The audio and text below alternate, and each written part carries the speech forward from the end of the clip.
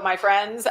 It's ECM. It's Resistance Live for the 3rd of July, 2025. As we speak, Hakeem Jeffries is in, I think, hour 6 of a marathon speech on the floor of the House against the MAGA murder budget. And I want to just make it really clear to everyone that even if you have to pause this broadcast, if you are represented by a Republican in the House of Representatives, you need to call them right now. The whole point of this particular speech by Hakeem Jeffries is to buy us time. 2 Republicans so far have changed their votes. One of them, most importantly, is Brian Fitzpatrick, who is a moderate in Bucks County, Pennsylvania, for whom hundreds of his own constituents did a die-in yesterday in front of his office. I'm going to say to all of you right now, if you think our voices don't matter, that is a lie. Okay. It is incredibly important right now that if you are represented by a GOP representative, you pause this broadcast and go make a phone call and demand that they kill the bill. Tell them that you will work against anyone, for anyone who runs against them in the next election, and that you intend to hold them accountable for the damage they're about to do to their own constituents. It's vitally important that we do not waste this time. The whole point of what he's doing is to give us time. So I want to urge everybody, particularly those of you who are represented by Republicans who are up for re-election in 2026. By the way, I have a number of graphics and scripts on my Blue Sky right now. If you need them, go make the phone call. Please go make the phone call. It's critically important that you do it. If you cannot get through on the main number in DC, call the office that is most local to you. If you Google the name of your rep, you will find the phone numbers, not just for their office in Washington, D.C., but also their local offices. If you cannot get through on the phone lines, you are able-bodied and able to do it. I urge you to go to the office physically to use your voice. Okay, there's lots of people gathering in front of local offices this morning all over the country. People are posting photographs about it. It's really important that you do that. Okay, now, one of the things that I was asked to talk about by a few people this morning on the Patreon feed is this issue of when the provisions of the bill go into effect. So the New York Times this morning did some reporting on this, and it's important that people understand exactly what's happening. One of the things that they've done is they've front-loaded some of the more quote-unquote beneficial parts of the bill and backloaded some of the harder ones, but not all of them, okay? So the tax cuts go into effect in 2025. By the way, I just want to mention this to everybody. The idea that there's no tax on Social Security, that's not in the bill. The idea that there's no limit on tips, not in the bill. There's actually a cap on your income if you are getting a tax benefit from the tips that you make. The reality is here that while the tax benefits go into place in 2025, also some of the social safety net cuts go into effect this year as well. Particularly one of the things that is going into effect now is food stamp requirements that you must work to qualify for SNAP.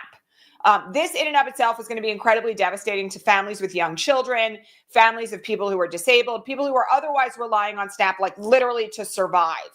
Okay, those are going to go into effect this year. Now, the health insurance provisions go into effect in 2026, long before the 2026 midterms. That's going to jack all of our health insurance premiums if we're on the ACA through the roof, okay? Also, various provisions with regard to Medicaid work requirements will not go into effect until the end of 2026, and they're doing that on purpose, okay? So one of the things that I think is really key here, which I want everybody to understand, is that the reason why they're doing this is for forward-looking propaganda. So they're going to put all the arguably beneficial parts of this bill, right? The tax cuts and the things that they claim are going to help people into effect in 2025. And then they're going to dribble out the really damaging and disgusting parts of the bill over 2026 so they can claim, as we approach the 2026 elections, that they're not to blame for this.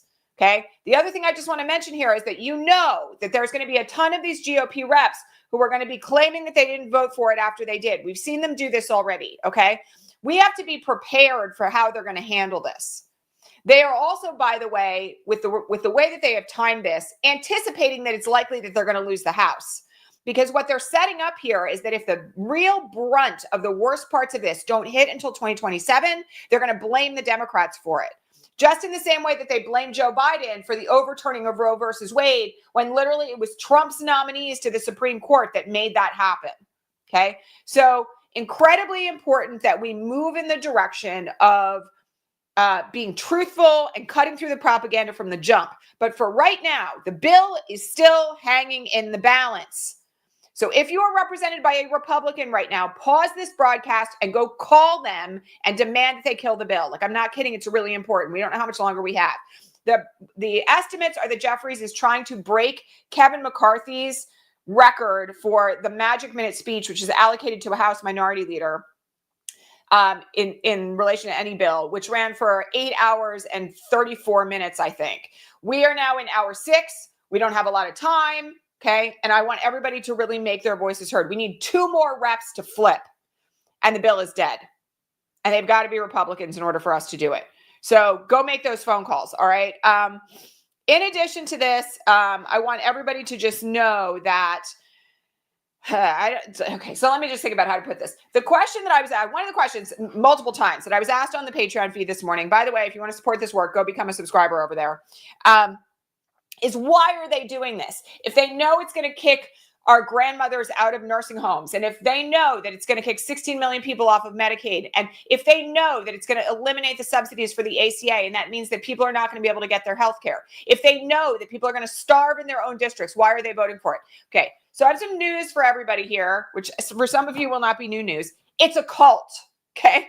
Does everybody understand that? Like, what we're dealing with here is a death cult. Okay, they actually are getting off on the idea that they are going to harm people. And if they're not actively getting off on it, they are purposefully, willfully ignoring it. I'm going to tell you guys something that I read this morning that sort of like blew me away. Okay, because we know that as of yesterday, there were 20 House Republicans who were against the bill, just absolutely not going to vote for it. And that's one reason why they went all the way into the middle of the night. And then they had this vote in the middle of the night about advancing the bill because Mike Johnson didn't have the votes. Okay. So these 20 House Republicans were invited to the White House yesterday, and they were marched through the Oval Office where Donald Trump said things to them like, I really love seeing you on television. You're really doing a great job. Here, have some signed merchandise for me. Take this pen that, you know, has my name all over it. You're doing a great job. Right? Byron Donalds talked about this, how his vote flipped because he walked through the Oval Office and Donald Trump said he liked seeing him on TV. So I just have to explain to all of you something really critical about this, okay? Because it is a cult of personality, because it is a death cult, they are not operating with the same kind of rational thinking that you and I have, okay? They're not out there going like, this is going to kill my constituents. I shouldn't do it. They're out there thinking about like power. If they're kind of sadistic or sociopathic, they're thinking about actually enjoying the damage of it. And they're thinking about praising the leader, right? That's literally all it comes down to. There's not any kind of like rational basis for what they're doing. But because they care about power, and most of them are really driven by it, the threat to lose their seat is still effective against some of them, all right? And this is one reason why when you raise this and you make those phone calls telling them that you're going to work for anybody else who runs against them is a really key talking point that we all have to leverage right now. We want them out of power, fundamentally, right? And what they care about is power. So that's really what it comes down to at this point. I mean, I think that we got to stop looking for like a rational explanation for why they're doing it. The rationale is obvious. It's either like white supremacy, cruelty, or worship of Trump. It's really like that's like that simple. And, you know, I have to say that we will continue to see these moments where people like Tom Tillis wake up and tell the truth about what's actually going on. But a lot of these people, if they haven't broken already yet, they're not going to, from the standpoint of where they sit, right? A few of them are open to it. Those are the people who we need to flip. But I don't think anybody should be kind of like wasting their time trying to hyper intellectualize why this is going down. The answers are right there and they're very simple. And I'm not criticizing anybody. I just want to be like honest with you guys about it. Okay. Let me just say one other thing about this, by the way. Amy Berger, whom I know many of you follow also on Blue Sky, made this point this morning about it being a death cult. And what she said was that this is a moment for them of hyper destructive euphoria, which in death cults is this thing where like they actually get really excited about doing damage, right? The people who are really deep in the cult are like like high on their own ability to take lives. So again, this is one reason why I push back. And I think it's very important for all of us to push back on this like fuck around, find out thing that so many people have been posting lately. Oh, it's their own voters. I guess they're going to get what they voted for. Like, I actually don't want to be like them. I feel really badly, to be honest about this, for the people who got conned by disinformation and are like got swept up in the Fox News bubble and literally now are not going to be able to eat or get their medicine. I feel bad for those people. Do I like the way they voted? No. Do I recognize that they were conned by an incredibly well-constructed propaganda machine? Yes. And some of them are also really racist. But I do want people to remember, okay, that it's not like it's only MAGA that gets hurt by this. And the fact that, you know, it is going to be a huge chunk of their base doesn't change the fact that it's still evil. It's evil. What they're doing right now is evil. People will die.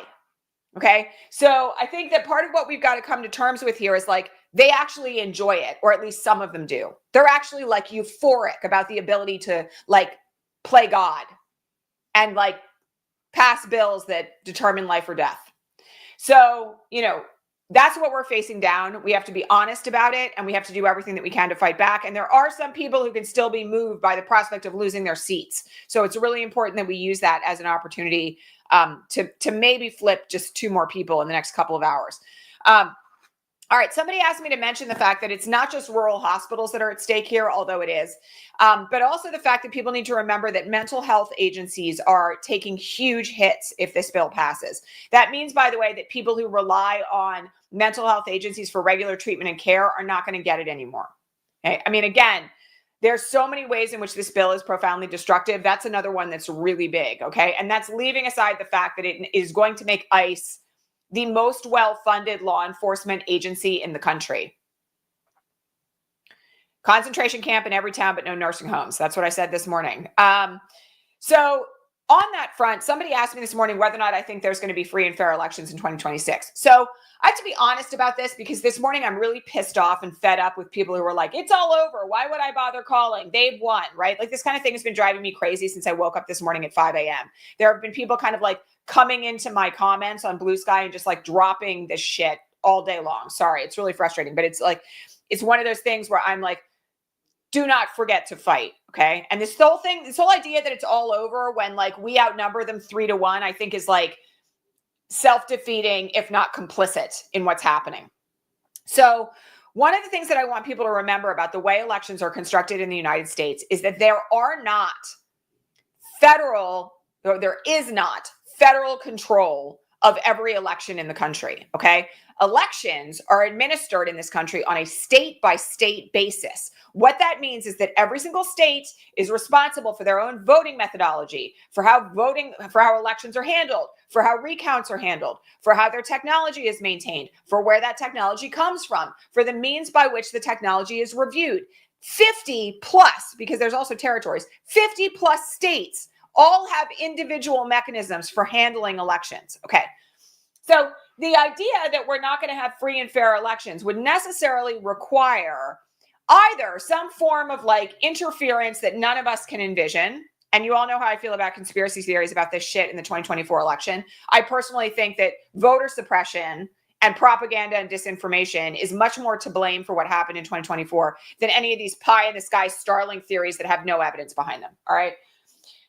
One of the things that we have to be very mindful of here is that they are going to ramp up the same things that have worked in the past.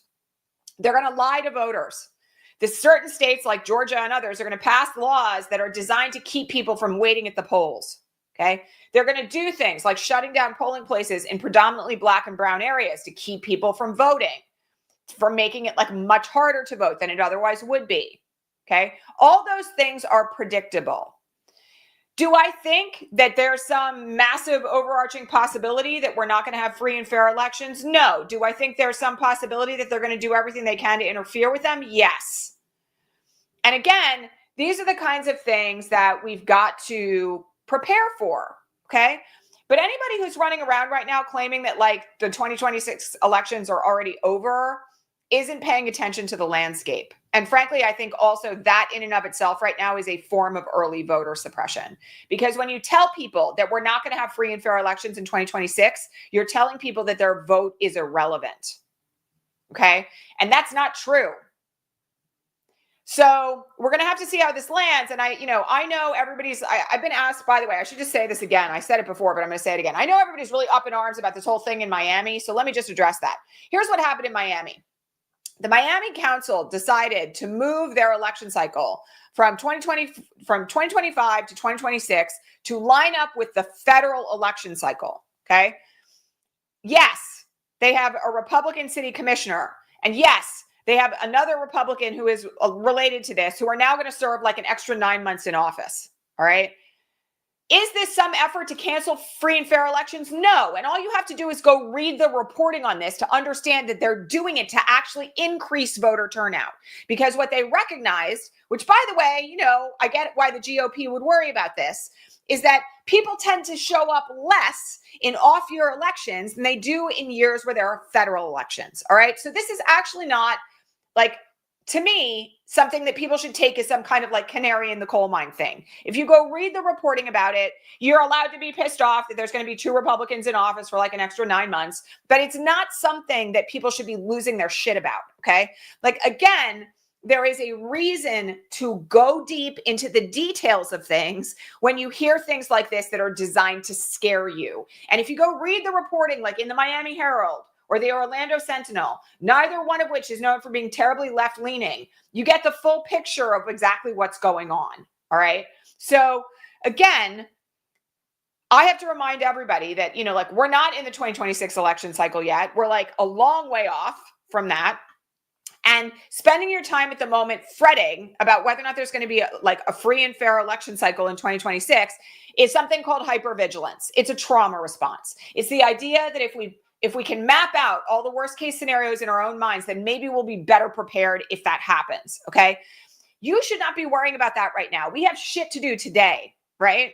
Sorry again for the tough language the last couple of days, but I'm like, as fed up as the rest of you. Okay. We have things to focus on today, right? Like trying to flip a couple of Republicans so this bill dies, right? And if it doesn't die, we've got to work on getting in community where we live, if we're not already, building out mutual aid, building out community health centers, making sure that people are going to have enough food to eat. We have work to do. And that work is way more important right now than random speculations about the sanctity of the 2026 election cycle.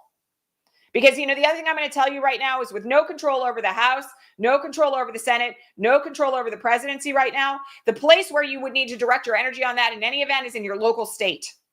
It's in your state house, your state Senate, your governorship, your state attorney general. That's the place where you've got to direct your attention if you're worried about the sanctity of your election in 2026. So local is where it's at. Local is where it's at. And again, too much work to do to spend time ruminating about all the worst case scenarios. You will feel better if you get out and you do that work. Okay. Final thing that we have to talk about today, which is really revolting, is this new complaint that was filed yesterday by Kilmar Abrego Gargia's attorneys, asking for an injunction against the federal government to try to deport him again. Okay. And part of the basis for this lawsuit is that he was tortured, and that is not an exaggeration, tortured at CCOT, subjected to incredibly devastating human rights violations, threats, physical violence, being bound at the hands for hours at a time on his knees, denial of toilet access, inability to allow people to sleep, beating them when they fell asleep on their knees. Okay. And again, threats of physical violence. We're going to dump you in this cell with these gang members who are going to rip you apart, screaming in the middle of the night with no intervention from guards at nearby cells, no beds. Okay. All this stuff over and over again in this complaint is incredibly hard to digest. All right. And this is one reason why they did everything that they could to not bring him back to the United States. Because he's a witness, because he knows, because all of those men who were never even accused of any crime, who were deported to CCOT, extraordinarily rendered to CCOT in a country where almost all of them are not from, are experiencing exactly the same thing. at the hands of our government, which is paying El Salvador to do it. So again, this is something that violates a number of international conventions that the United States is a part of. I've talked before about how the fact that the U.S. is not a member of the International Criminal Court does not prevent the ICC from finding El Salvadoran officials in violation of federal law and indicting them, and also indicting U.S. officials for conspiracy to violate international law in El Salvador. So all of this is incredibly important. I hope he files a complaint with the International Criminal Court because I want to know where it's going to go. But also, we have to raise the voices of these folks. There are 2 people now who have been returned to the United States from CCOT. And one of the things that I think is really critical to remember here, particularly in light of the budget bill, which of course we've been talking about for the entire broadcast, is that there is a need to understand that it's a life or death matter whether or not this bill passes, not just for Medicaid and Medicare and SNAP and every other person who's depending on the funding that the federal government usually hands out to make sure people stay alive and safe. It's also because the stories of men like people like Kilmar Abrego Gargia are going to grow exponentially if the budget bill passes and ICE gets this funding. They will become so common that we will like lose our ability to be shocked. Because that's also part of what they're trying to do, by the way, is desensitize all of us to this incredibly inhumane violence. So please be aware of that case, amplify that case, make sure your friends and neighbors know exactly what is going on. All right. And finally, I just want to address one other thing. The other person who was returned from CCOT was somebody, it was not the fellow who is the gay barber, but there was another LGBTQ man who was returned because the U.S. admitted that he had been wrongfully deported. I think his initials, if I'm remembering correctly, because he's only known by his initials in the paper, are like DAG. I can't remember. I don't think we have any more identifying information about him. So I was asked multiple times on the feed this morning how people should respond if a concentration camp is being built near your home. Okay, so let me just go through a couple of things about this that I think a lot of people don't normally think about. Concentration camps do not magically appear out of nowhere, okay? There have to be state or federal-based contracts for the materials needed to build concentration camps, okay? Also, it's very rare that the start of something like this doesn't get some form of local media coverage, even if that local media coverage is like, this wonderful new immigration facility is hiring, okay? You have to be aware of what's going on where you live. And one of the things that you also need to be aware of is who are the government contractors who are supplying the material for these camps. I'm going to remind everybody that back in like 2018, there was a huge walkout at Wayfair because Wayfair had provided beds to the detention camps that were being used for children during family separation. Like huge swath of their employees walked out in protest, okay? That is one, and they've been like trying to rehabilitate their image ever since with like Kelly Clarkson. Okay. One of the things that we have to be aware of is that the companies that are providing supplies, tents, fencing, beds, flooring, toilets, showers, materials, anything else have to be targets for our public condemnation, boycotts, and more. Okay. So that's one place to start, is to go after the government contractor companies that are providing the materials needed to build the camps.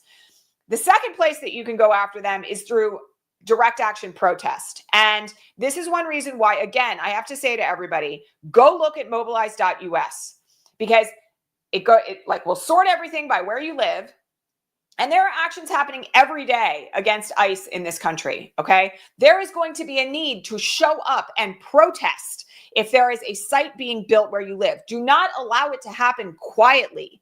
Okay. This is another reason, by the way, why you need to be in community with immigration rights organizations where you live and work, because those organizations also are aware very early on of what's happening. Okay. If you are in the loop with the local organizations where you live, or the next town over, or the closest nearby city, you're going to know when there is a mobilization being planned to protest at a new build for a concentration camp. And the point of this, by the way, and I just have to remind everybody of this, okay?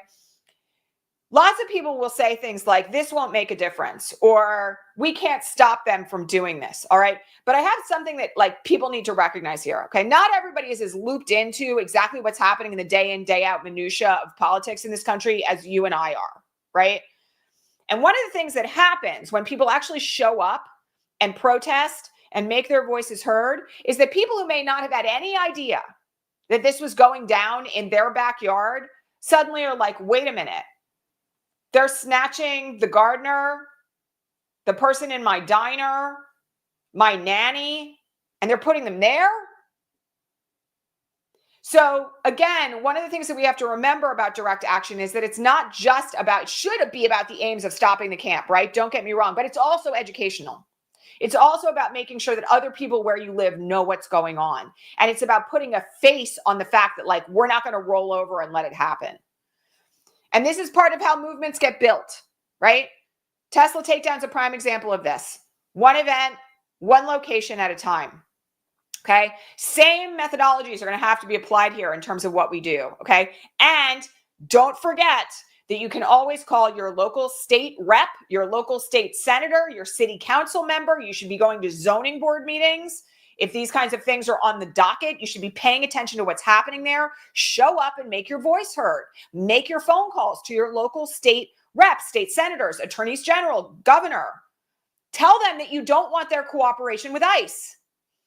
So there's a whole means by which we have an opportunity here to push back. And, you know, I have to keep reminding people, because I know on days like today and days like yesterday and the day before, where things feel very dire, people start to feel hopeless. Okay. But please do not forget how much power we have. Like, please don't forget it. Okay. If you count all the people who didn't vote in the 2024 election, we outnumber them by so much. Like, there may be, on a good day, a third of the voting public, probably more like 25%. And that's not including the people who are about to have their health care taken away and their moms kicked out of nursing homes and lose their food stamps. So keep in mind that we've got a long way to go. All hope is not lost. And there's a lot of opportunities to take action. Okay. The key feature to this, though, is you've got to be hooked into local organizations, because you're not going to know what's going on if you're not. You need to show up at a meeting. You need to participate in a Zoom call. You need to get on an email list so that you know what's happening, right? You can't just sit at home in front of a screen and be really upset. You have to actually, like, make the effort to get connected, because that connection is what's going to allow you to make choices about how you use your time, your energy, your voice, and your body in defense of democracy. Okay. Critically important. Okay. All right. That's it for today. I think the bill is going to pass today anyway, you guys. I still think we should be making our calls. You know, miracles happen. Two people could flip. But I'm going to say this to everybody else. If and when it does, the most important thing for the survival of folks who are going to be impacted by it is mutual aid. Like, that's it. Dual power and mutual aid. Like, we've got to work to build up alternative systems of support when all this over here starts crumbling. And it's going to start crumbling sooner rather than later if the bill passes. Okay. This is a point to remind you all that we are right now registering for our third cohort of the Dual Power Accelerator. We have many alums here in the chat today, Celie, Laura, others, who can, you know, tell you all how wonderful it is and everything that it taught them. We've put 250 people through this course already. I want to urge you, if you have not participated yet, to join us.